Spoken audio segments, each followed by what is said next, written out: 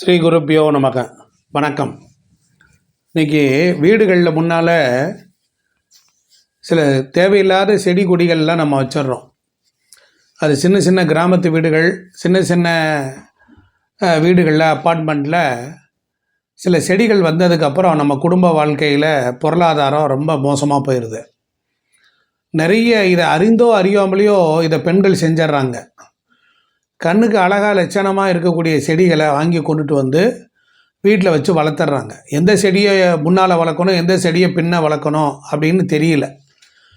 அதனால் வீட்டில் வளர்க்கக்கூடிய தாவரங்கள், அதனால் அதை பணத்தை அளிக்கக்கூடிய ஒரு 5 தாவரங்கள் இருக்குது. அதை நாம் தெரிஞ்சுக்கிட்டு சுத்தப்படுத்தணும். அந்த மாதிரி ஒரு மரங்கள் செடிகள் இருந்தால் அதை வேரோடு நீங்கள் பிடுங்கி போட்டுறணும். அதனால் சில செடிகள்னால் சில மரங்களை நாம் அறிந்தோ அறியாமலோ வளர்ப்பனால வறுமை வந்துடுது. அதை பற்றி தான் நான் சொல்ல போகிறேன். இப்போ பொதுவாக வீட்டில் வளர்க்கக்கூடிய மரங்கள் அப்படின்னா நெல்லி மரம் வீட்டில் வளர்க்கலாம். நெல்லி மரம் அது நெல்லி இலைகள், நெல்லி மரத்தை சுற்றிலும் ஒருவித ஜீவகாந்த சக்தி பரவுது. ஒரு வாழ்க்கையில் ஒரு மனிதனுக்கு பொறுத்தளவில் நெல்லி மரம் இலைகள், நெல்லிக்காய் இதை தண்ணியில் கலந்து போட்டாலோ, அந்த காலத்தில் நெல்லி மரக்கட்டையை எடுத்து ஓவர் டேங்குக்குள்ளே போடுவாங்க. தண்ணி தொட்டி இருக்குது பாருங்கள், மேல்நிலை தண்ணீர் தொட்டி, அதுக்குள்ளே போட்டாங்கன்னா தண்ணீரில் இருக்கக்கூடிய தூசு மாசெல்லாம் போயிடும். டீடாக் உப்புச்சத்தெல்லாம் இழுத்துரும். நிறைய உபர்ப்பு நீரெல்லாம் இருக்கும். போர் வாட்டர் தான் நிறைய பேர் குடிப்பாங்க. அப்போ அதை தண்ணிக்குள்ளே நெல்லிக்காய் கட்டையை உள்ளே போட்டுருவாங்க. நாங்களே போட்டிருக்கோம். இது ப்ராக்டிக்கலாக தெரியும். அதே போல் நெல்லி குச்சியை எடுத்து நெல்லிக்காயை தண்ணியில் ஊற போட்டுட்டு அந்த நீரில் குளித்தோம்னா லக்ஷ்மி கடாட்சம் இருக்குது. அந்த நெல்லி மரத்தில் நெல்லிக்காய்க்கு அவ்வளவு ஒரு ஆற்றல் உண்டு. உடம்பில் அது மருத்துவ குணமாகவும் பயன்படுது. அதே போல் ரத்தத்திற்கு ஒரு புத்துணர்ச்சியும் கொடுக்குது. நெல்லி மரத்தை வளர்க்கும் போது அதை சுற்றிலும் பல சாத்வீக தேவதைகள் நித்த வீட்டுக்கு வராங்க. சில மரங்களில் சில தேவதைகள் குடியிருப்பாங்க. சில மரங்களில் சில துர்தேவதைகள் குடி வந்துடும். இப்போ வீட்டில் கருவேப்பிலை செடிகளாம் நீங்கள் வளர்த்தீங்க அப்படின்னா அது கண்டிப்பாக வீட்டில் அகால மரணம் அடைந்த ஆத்மாக்கள்லாம் அங்கே தங்கிடும். அதனால தான் வீட்டில் கருவேப்பிலை செடி வளர்க்குறது இல்லை. தோட்டத்தில் வளர்க்குறது வேறு, வீட்டில் வளர்ப்பது என்பது கூடாது. அதே போல் அசோக மரம் அப்படிங்கிறது பெரும்பாலும் அந்த காலத்தில் வீட்டில் வளர்த்துருக்காங்க. ஏன்னா ராமாயணம் காலத்தில் சீதை அந்த மரத்துக்கிட்ட இருந்து அந்த மரம் அவளுக்கு எவ்வளவோ சேவையெல்லாம் பண்ணியிருக்கு. ஸோ அதனால் அது அமைதி, அதுபோல் நமக்கு மறைமுகமாக நிறைய உதவிகள்லாம் அது செஞ்சுருக்கு. அதில் மகாலட்சுமி வாசம் பண்ணுறாள் அப்படின்னு இருக்குது. ஆனால் அசோக மரமானது இப்பொழுது நம்ம வீடுகளில் வளர்க்குறது இல்லை. நடைமுறை வாழ்க்கை முறைகள் அதுக்கு நிறைய ஆதாரங்கள்லாம் கேட்குறாங்க. அதனால் சில மரங்களை நம்ம விட்டுருவோம். அடுத்தாப்பில் பொறுத்தளவில் வில்வ மரம் வீட்டில் வளர்க்கலாமான்னா கண்டிப்பாக வளர்க்கலாம். ஆனால் ஒரு கருத்து நிலவுது, முள் இருக்கிற மரங்கள் வீட்டில் வளர்க்கக்கூடாது. ஆனால் அந்த மரத்தில் தான் மகாலட்சுமி இருக்கா. நீ தினம் ஒரு 100 பேருக்கு அன்னதானம் போட்ட புண்ணியம் ஒரு வில்வ மரத்துக்கிட்ட போய் நீங்கள் ஒரு டம்ளர் ஒரு செம்பு நீர் விட்டிங்கன்னா போதும். அது அவ்வளவு சிறப்பு. அதனால் அதில் சிவபெருமானுடைய தங்கை மகாலட்சுமி. அந்த வில்வம் அவ்வளவு சிறப்பை கொடுக்குது. அது மட்டும் இல்லை, வீட்டில் தென்மேற்கு திசையிலையும் வடக்கு திசையிலையும் வளர்த்தோம்னா கண்டிப்பாக ஒரு ஆள் மட்டத்துக்கு போகாமல் அதை கவாத்து பண்ணிக்கிட்டே வரணும். பண்ணிட்டு வரும்போது ரொம்ப சிறப்பாக இருக்கும். அதனுடைய காற்றுகள் ஆயிலை நிறைய கொடுத்துக்கிட்டு இருக்கும்.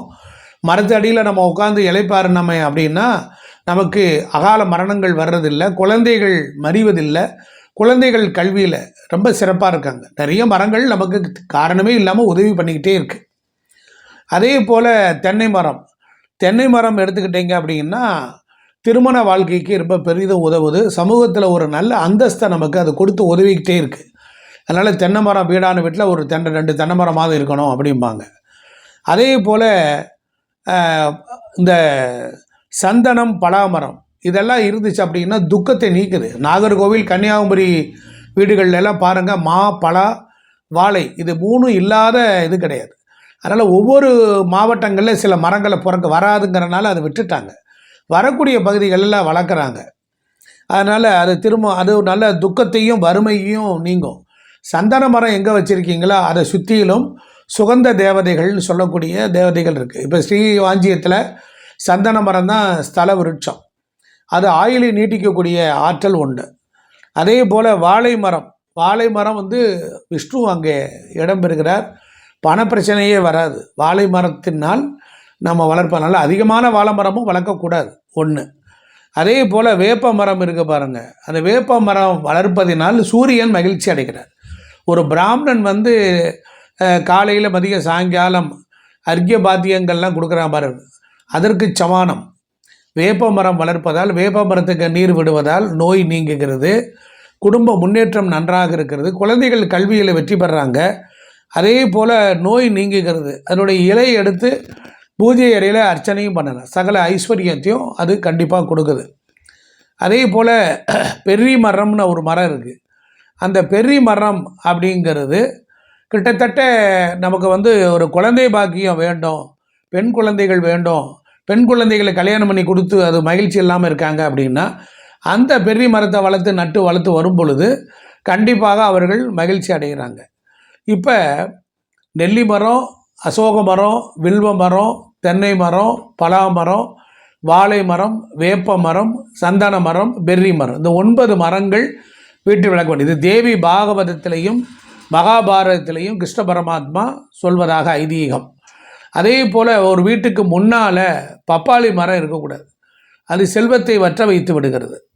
அதே போல் வீட்டில் வளர்க்கக்கூடாத மரங்கள் அப்படின்னு எடுத்துக்கொண்டால் பனை மரம், பப்பாளி மரம், மூங்கில் மரம், புளிய மரம், இதெல்லாம் வீட்டுக்கு வெளியே காம்பவுண்டுக்கு வெளியே இருக்கலாம், காம்பவுண்டுக்கு உள்ளே இருக்கக்கூடாது. அதுபோல் கொடி மாதிரி படர்ந்து போது பாருங்கள், கொடி வகைகள் எல்லாம் பணத்தை ஈர்க்கக்கூடிய செடியாக இருந்தாலும் வீட்டிற்கு முன்னால் இருக்கக்கூடாது. அதெல்லாம் வந்து கேது வகையை சார்ந்தது. அதே போல் பூ பூத்து காய் காய்த்து பழுக்கக்கூடிய மரங்கள் எல்லாம் குருவின் ஆதிக்கத்தை உடையவை. குரு என்றால் செல்வம், குழந்தைகள் மகிழ்ச்சி, அதெல்லாம் வீட்டுக்கு முன்னால் இருக்கலாம். அதே போல் இந்த ப்ளூ கலரில் சங்குப்பூ பூக்குதல், அதே போல் மணி பிளான்ட், இதெல்லாம் வீட்டுக்கு முன்னால் இல்லாமல் பின்னால் இருக்கலாம். வெத்தலை கொடி இதெல்லாம் பின்னால் இருக்கலாம். ஆமாம். அதே போல் பட்டு போன மரங்கள், அதனுடைய நிழல் நம்ம வீட்டில் விழுந்தால் மரணத்தையே கொண்டு வந்துடும். அதனால் பட்டு போன மரம் இருந்தால் அதை நம்ம வெட்டி எடுத்துடலாம், ஒன்றும் பெரிய விஷயம் இல்லை. அதாவது நேர்மறை சக்திகளும் எதிர்மறை சக்திகளும் நம் வாழ்க்கைக்கு பயன்படுகிறது. அதனால் மரங்கள் காரணமே இல்லாமல் சில தேவதைகள் நம்மோடு வாழ்கின்றது, குளிர்ச்சியை தருகிறது, செல்வத்தை தருகிறது, வீட்டில் பிராண சக்தியை அதிகப்படுத்துகின்றது, நம்ம இடத்துல இருக்கக்கூடிய கிரக பீடைகளை போக்குகிறது, அதை பேலன்ஸ் பண்ணிவிட்டு நம்மளை சந்தோஷம் மகிழ்ச்சி கொடுக்குது, வேலை வாய்ப்புகளை உற்சாகப்படுத்துது. இப்படியாக நம்முடைய அடுத்த சந்ததியின் வரையில் மகிழ்ச்சியாக இருப்பதற்கு இந்த மரங்கள் நமக்கு வெகுவாக பயன்படுகிறது. ஆகையினால நேயர்களே, இந்த வீடியோவை பார்க்குறவங்க நீங்கள் இது வரைக்கும் நம்ம சேனலை சப்ஸ்கிரைப் பண்ணாமல் இருந்தால் சப்ஸ்கிரைப் பண்ணுங்கள். பக்கத்தில் இருக்கிற ஐகான் என்கிற பெல் பட்டன் அமைக்கிருங்க. அப்போ தான் நம்ம போடக்கூடிய வீடியோலாம் உங்களுக்கு கிடைச்சிக்கிட்டே இருக்கும். நன்றி, வணக்கம், திருச்சிற்றம்பலம். ஜாதகம் பார்க்க விரும்புகிறவர்கள் கீழே இருக்கிற நம்பருக்கு கான்டாக்ட் பண்ணி பணம் செலுத்தி அப்பாயின்மெண்ட் பெற்று நீங்கள் என்னிடத்தில் ஜாதகம் பார்க்கலாம். வீடு, மனையடி சாஸ்திரம், நியூமரலாஜி, பெயர் எண்கணிதம், இது போன்ற விஷயங்கள் எல்லாம் நான் செய்து கொண்டு இருக்கிறேன். அதனால் தாராளமாக என்னை அணுகி நீங்கள் பலன் பெறலாம், பயன் பெறலாம். வாழ்க வளமுடன்.